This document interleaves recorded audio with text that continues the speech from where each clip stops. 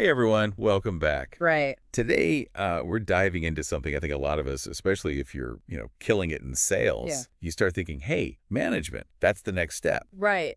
But, is it? We're going to find out, right? Exactly. Using the insights of engineer and entrepreneur Darius Lahudifar, Oh, great source. he really gets into what it really takes to be a successful sales manager. Not just, the stuff you see on LinkedIn. Yeah, the glamorous side. Right, exactly. The rah-rah. Leading the team, hitting those big targets. Everyone's high-fiving. Yeah, closing those massive deals. But Lahudifar, he kind of peels back that curtain a bit. He does. It's Doesn't he? it's a psychological transformation. Yeah, and I think that's such a good way to put it. It's not just like, oh, you're good at sales, now manage people. Right. It's a whole different ballgame. Absolutely. Different skill set, different mindset. So one of the first things he talks about is, and I love this phrase, going from an individual contributor to a team architect. So for those of us who are used to being out there closing the deals, what does that shift actually look like? Well, think about it this way. As an individual contributor, it's all about your performance. You're bringing in the numbers. Your sales, your revenue. You're the star. You're the closer. Right. But when you become this team architect, your success is tied to your team's success. So you're almost like, it's a sports analogy, but it makes sense. You're the coach now. Exactly. You're not on the field anymore. You're on the sidelines. You're guiding. You're mentoring. You're seeing the play from a different perspective. Exactly. You got to develop those players. And that's how you're measured, right? Yeah. Their performance becomes your performance. Not just your own individual numbers anymore. Exactly. Which is a big mindset shift. It is. And it's not just, who you're responsible for. It's also how you think. Yeah. Lahudifar talks about this move from being tactical to strategic. And I think this is one that a lot of people maybe don't fully grasp when they first think about management. Yeah. It's a subtle shift. What's a real world, concrete example of that? Hey, Matt, you're a salesperson, right? You're tactical. Give me the lead. I'm going to close it. Exactly. Hot lead. You're thinking, boom, how do I close this deal? Like steps A, B, C. Boom, boom, boom. Get that signature. Done. Next. But a strategic thinker, a sales manager, they see that lead and they're thinking bigger picture. They are. They're thinking, okay, yeah, we want to close the deal. Sure. But how does this fit into, the long-term relationship with this client? Yeah. How does this improve maybe our processes? Oh, interesting. What are we learning about the market from this? You're thinking about the team, Like about the whole team, the whole company. the future, really. It's not just about the immediate win. It's about the lasting impact. And that's strategic thinking. Right. Okay. So we've got the shift in responsibility from individual to team. Right. We've got the shift in thinking, tactical to strategic. Yeah. But Lahudifar doesn't, he's not just giving us the roses here. No. He gets real. He talks about the hidden challenges. Yes. The stuff they don't put on the job description. No. Right. Nobody tells this stuff. And he even uses this phrase, administrative black hole. That's pretty dramatic. But honestly, But I bet some people listening are like, I've been there. oh, yeah. Right. I mean, he even talks about paperwork purgatory and interdepartmental diplomacy, He does. which those are funny terms, They are, but it's true. but they also point to something real. So true. Like that stuff takes up time. It does. It's not just, go team go. Right. It's not all pep talks and high fives. Yeah. Right. Exactly. So what are, beyond those kind of funny terms, what are some of the things that people might not realize they're going to be spending their time on as a sales manager? Oh, man, you've got performance reviews. Oh, yeah, that's fine. You got expense reports. It was a joy. Sales forecasting. Got to do that. Yeah. And then you become the liaison between sales and all the other departments. Oh, yeah. Marketing, product, you name it. So you're a bridge. You're juggling all these relationships and different departments. Exactly. And these are all things you have to do. Essential. But they're not exactly the glamorous stuff you think about when you're like, I want to be a manager. No, not necessarily. Yeah. But it's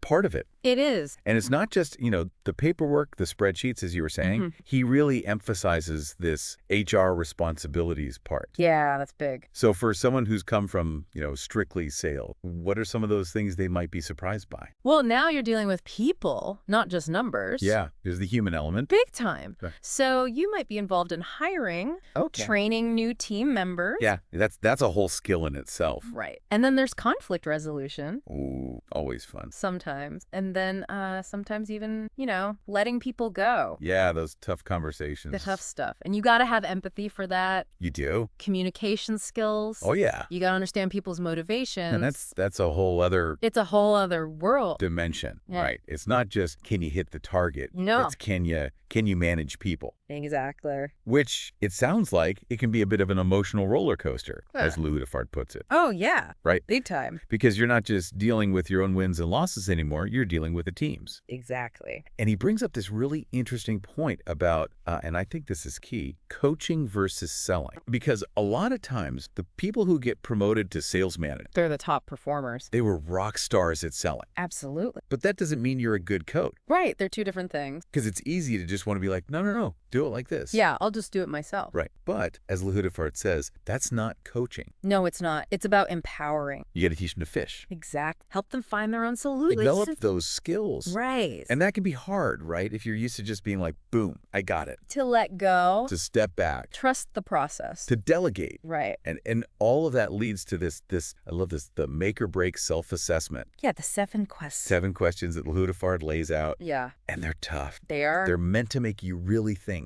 Yeah, are you really cut out for this? Like deep down, do you have what it takes? Mm-hmm. But the good news is, as we go through these, he also emphasizes you can learn this stuff. Absolutely. This is good news for anyone listening who's like, ooh, I don't know if I got all that. Right. No one's born a perfect sales manager. Exactly. It's a journey. It takes work. It takes dedication. And a willingness to grow. But it can be done. It can be done. So are you ready to face these questions? Let's do it. All right, let's dive in. No sugarcoating. Bye. The first one is all about, Lou Hudefard calls it the delegation dilemma. Ooh. Can you let go? Tough. Can you truly trust your team to handle things? Mm. Or are you going to be that micromanager hovering over everyone's shoulder? Yeah, that's the classic, right? I'll just do it myself. Exactly. It's so tempting. Especially, as we were saying, if you were that top performer. You were used to control. You had that control. You knew how to get it done your way. Right, and now you have to step back. Yeah. It's a real shift. It is. All right, the next question. Strategic vision. Can you look beyond just those immediate targets? Yeah, this is the big picture. The Hudefard wants to know, can you think about long-term growth strategies? Long game. Not just, okay, we got to hit the quota this month. Right, you gotta think bigger. But where are we going next quarter, next year? How do we build this thing? Exactly. Sustainability. And that ties back to what we were talking about earlier. Yeah. The tactical versus strategic. Salesperson focused on closing that deal, hitting the numbers. Right. Manager, you're thinking about the pipeline. Building it up. Building it, nurturing it, making sure it's flowing. You're thinking about market trends, like you were saying. You got to see the whole board, not just the one piece. Right, exactly. Yeah. Okay, now this one, I think this might trip some people up. This is like Data fluency. How comfortable are you with numbers? Because it's not just about intuition anymore. right. Got to have some hard facts. You got to be able to analyze data, identify trends. Make decisions based on information. Yeah, and use it to make those informed decisions. Absolutely. And not everyone's comfortable with that. Right, not everyone's a spreadsheet wizard. Right. But you got to become one. Or at least understand enough to know what your team's doing. Right. You know, you're looking at conversion rates, customer lifetime value, All those metrics. all that. That's how you coach your team better. Yeah, you see where the weaknesses are, where the opportunities are. Exactly. It's not just gut feeling anymore. Data-driven decision. Okay, let's get a little more real here. Okay. Pressure performance. Can You handle it? A big question. Because you're not just responsible for your performance anymore. Nope. The whole team. It's the whole team's numbers. And that pressure can be intense. And to some extent, your success is tied to their success. Absolutely. So can you handle that? Can you keep a cool head? Can you motivate when things are tough? Can you inspire? Can you celebrate wins? Because, yeah, it's a roller coaster, as we've been saying. Yeah. You're riding that wave with the whole team now. And you're setting the tone. You are the emotional leader. Yeah, and let's not forget, the company's also looking at you. Right. They have expectations. So you're getting pressure from both sides. You're in the hot seat. All right, this next one. This might be a tough one for some people to swallow. Oh, yeah. This one's real. Compensation compromise. Are you ready to potentially trade that high commission lifestyle The big bucks. that you might be used to as a top salesperson Oh, yeah. You're crushing it, making those big commissions. for a more stable management salary? But stable's the key word there, right? It's a trade-off. It is. It's a different structure, maybe some bonuses tied to team performance. But it's not going to be, that same rush. No, different kind of reward. So you got to think about that. What's more important? Lifestyle, yeah. All right, let's move on. Interpersonal mastery. The people skills. This is a big one. Huge. Do you have the emotional intelligence? Yeah, can you read the people skills to really motivate, coach, develop a team? And these are different. With different personality. Different motivation. Different ways of communicating. You got to be able to adapt. You got to speak their language. Exactly. So this is more than just being like, oh, I'm a nice person. Right. Everybody likes me. I can talk to people. No, this is deep. You got to understand what makes people tick. What are their strengths? What are their weaknesses? How do they learn? Yeah. How do they best receive information? Right. You got to tailor your approach. So you're kind of a psychologist, a little bit. You are. A mentor. A cheerleader. A cheerleader, all rolled into one. Right. A coach. Exactly. Okay. Last one. Question number 7. Bring it on. Passion for growth. This one's a little more internal. Yeah. This is about you. Lahudafard wants to know, are you truly excited about helping others succeed? That's loud. Even if it means stepping back from that spotlight yourself. Yeah. Can you let go of the ego? Because you're not the one closing deals anymore. Nope. You're helping them close the deal. Yeah, you're their champion. Celebrating their wins. Can you celebrate their win as your own? That's the test. Can you take pride in their accomplishments? Mm-hmm. Because it's a different kind of fulfillment. It is. It's not, that same adrenaline rush of closing the deal yourself. Right. It's a different kind of high. So this is a real test of your leadership philosophy. It is. And your willingness to put the team first. Team above self. Ahead of your own ego. Right. Now, I know we've just gone through all these questions. It might be a little overwhelming. A little bit. Some people listening might be like, whoa, sales management. This is intense. It's a lot. And you know what? You're not wrong. No, it's demanding. It is a demanding role. It's not for everyone. Right. But there's good news. There is. But Lahudafard, he doesn't just leave us hanging, right? No. He gives us some tools. Yeah, he calls it a success toolkit. Okay. Like, hey, this is tough. But here's how you do it. But here's how to navigate it. Exactly. So what's in the toolkit? Well, he talks about continuous learning. Okay. Always be learning. Always be learning. Finding mentors. Right, yeah. And self-reflection. So those sound pretty basic, but I think they're easy to overlook. Oh, absolutely. Especially when you're in the thick of it. Right. So let's break those down. Continuous learning. What does that actually look like for a new salesman? Well, it means you're not done learning just because you got the promotion. Right. You got to keep pushing yourself. Read books, articles. What kind of stuff? What, leadership books, sales techniques still. Yeah, leadership, management, new sales techniques. Okay. Industry trend. Yeah, always change. Go to conferences, workshop. Okay. Take online courses. There's a lot of resources out there. There are. The point is, be curious, right?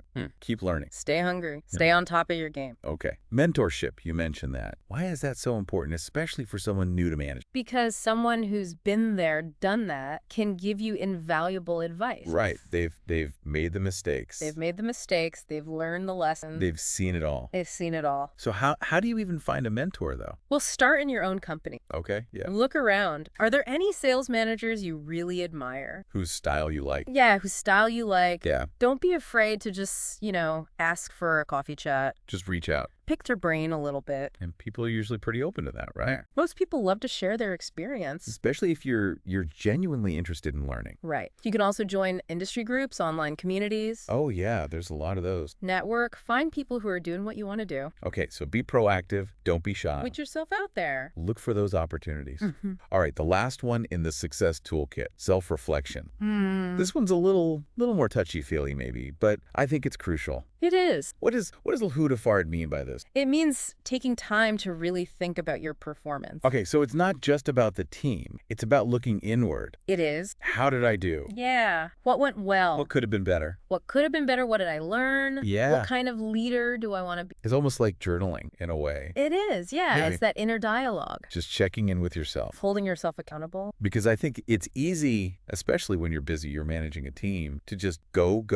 Right. And not take that time to actually step back and say, okay, how am I doing? Right. Am I being the leader I want to be? And that can help you identify maybe some blind spots. Absolutely. Things you're not even aware of. Patterns, behaviors that maybe aren't serving you. So it's all about becoming more self-aware. And then making changes based on that awareness. So we've covered a lot of ground today. We've talked about this transformation that happens when you become a sales manager. A big shift. We talked about the hidden challenges, the things they don't tell you about in the job description. Yeah. Those tough self-assessment questions. Yeah. And then this success toolkit. So if you're out there, you're thinking about making this jump, I hope this has given you a little bit more of a realistic picture. A more informed perspective. Because it's not all, champagne and high five. No. It's hard work. But it can be incredibly rewarding. It can. You're helping people grow. You're building a team. You're making an impact. You're leaving a legacy. And that could be really fulfilling. For the right person, absolutely. So here's one final question to leave you with, and Lahudafar doesn't really touch on this directly. If you decide, okay, this is for me, what's one thing you can do today to start preparing? Oh, I love that. Actionable. Actionable. Because it's one thing to listen to this and be like, yeah, that sounds interesting. Right. But what are you actually going to do about it? Put it into practice. So maybe it's reaching out to that potential mentor we were talking about. Yes, send that email. Maybe it's taking an online course on leadership. Invest in yourself. Maybe it's shadowing a manager in your company that you admire. Get some real-world experience. Just do something. Take that first step. Because that's how change happens. One step. So that's it for our deep dive into sales management. Great conversation. Until next time, keep learning, keep growing, and keep leading.